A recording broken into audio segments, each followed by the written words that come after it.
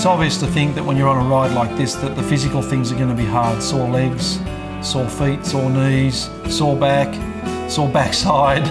But I realised, you know, very quickly that it wasn't so much the physical challenges that were the hardest. It was really that battle of mental will and that determination to keep going despite any of those physical and environmental things that are really nagging at you all day to say, stop, get off the bike. We really had no idea how much we were getting into, and in the end we rode something like 170 kilometres a day. That's sort of a lot more than we could have ever imagined. We look back on it now and think, yeah, we did it, but it really was phenomenal. It's just something that not many people had even imagined, let alone plan it and do it. You know, great accomplishment. Finally, mate, we're on the Great Australian Bike now in South Australia. Not too far from the famous Nullarbor village. And there was little to distract them as they rode into South Australia.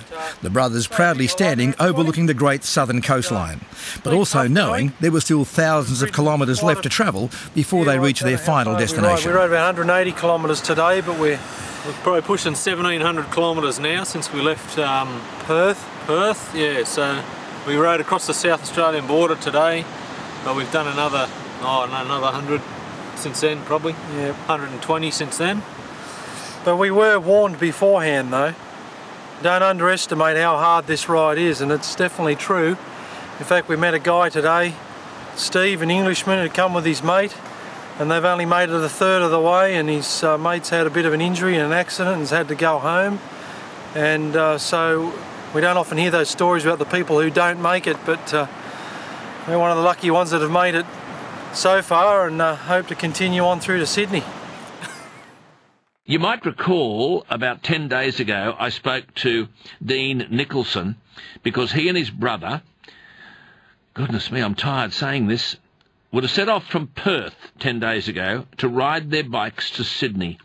4,000 kilometres, cycling more than 130 kilometres a day, day in, day out. And Lauren and Dean have been legally blind their entire lives. They suffer from retinitis pigmentosa, and while you're enjoying your breakfast or lolling around, Lauren, I think, is in the middle of the Nullarbor Plain. Lauren. How are you going there, Alan? I'm sitting down and I'm comfortable. It's air-conditioned, my room. Yeah. We're actually wet. We've been riding through the rain this morning. On the Nullarbor Plain? At the Nullarbor Roadhouse. Yes, we have. We're at the tail end of it now, passing the Nullarbor Roadhouse. We've got 1,700 kilometres behind us now. Goodness me. You tired? Sore? We are. We're tired and sore. There's not a part of your body that doesn't ache at some stage of the ride. From your calves to your backside? From your calves to your backside? That's exactly right. Crossing the country I've seen a fair amount of Australia, but never been across the Nullarbor. And with the boys coming along and travelling slow, for me, I could take a good look at it. Australia's fairly flat where we went, except when we got to Sydney, towards Sydney, Canberra way. But Australia's is a beautiful place. Well, I can only ever really see the horizon just, and maybe if it's a clear blue sky you could look up and see what's going on. But for me, it's what I'm hearing, you know, and it's amazing how you hear all the different types of bird, wildlife especially, the black cockatoos in Western Australia, through to the galahs and so on in New South Wales around all the wheat fields. I also feel, I guess, the temperature coming up off the road and the wind, you hear the wind and feel it blowing through native grasses or through the higher trees in some of the forests that we pass through. And even as you're riding down a hill through into a gully where you might cross a bridge with water flowing under, and you feel that sort of damp mist as you're riding across that little bridge, and you hear, of course, the rattle of the wooden boards as you're riding across that bridge. It really paints this vivid picture in my mind of the countryside and what's going on around me.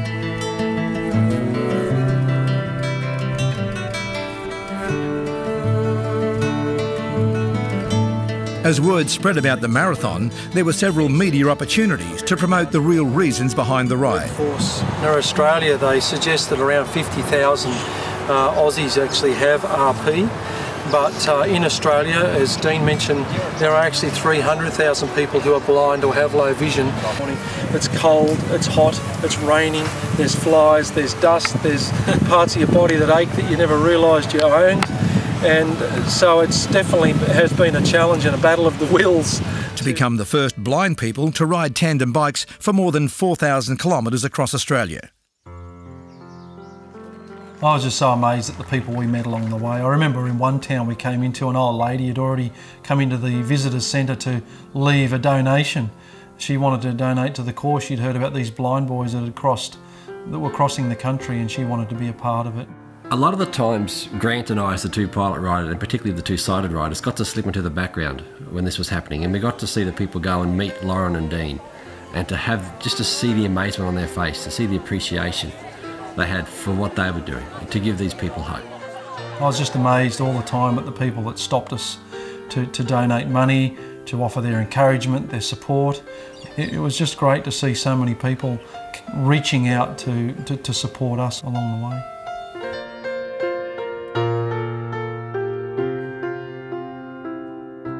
As the riders neared the end of their marathon journey, many people became part of the final stages as the cyclists rode through the streets, often with a police escort. It was just an amazing achievement when we finally made it to Sydney.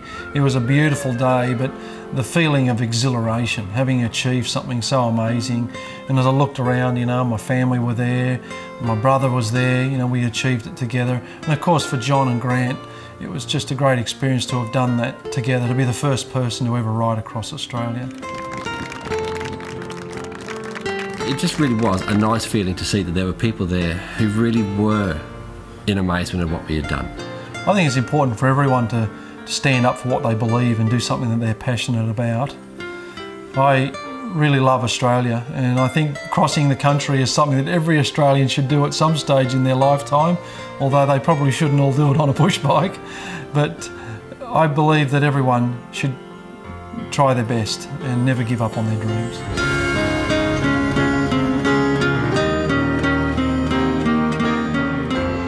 As the four men stood with the Sydney Opera House as a backdrop, the significance of their achievement cannot be underestimated. With Grant and John's tremendous assistance, Dean and Lauren Nicholson are now part of Australian history, the first blind people to cycle across Australia. It was an achievement of endurance, determination and, above all, courage.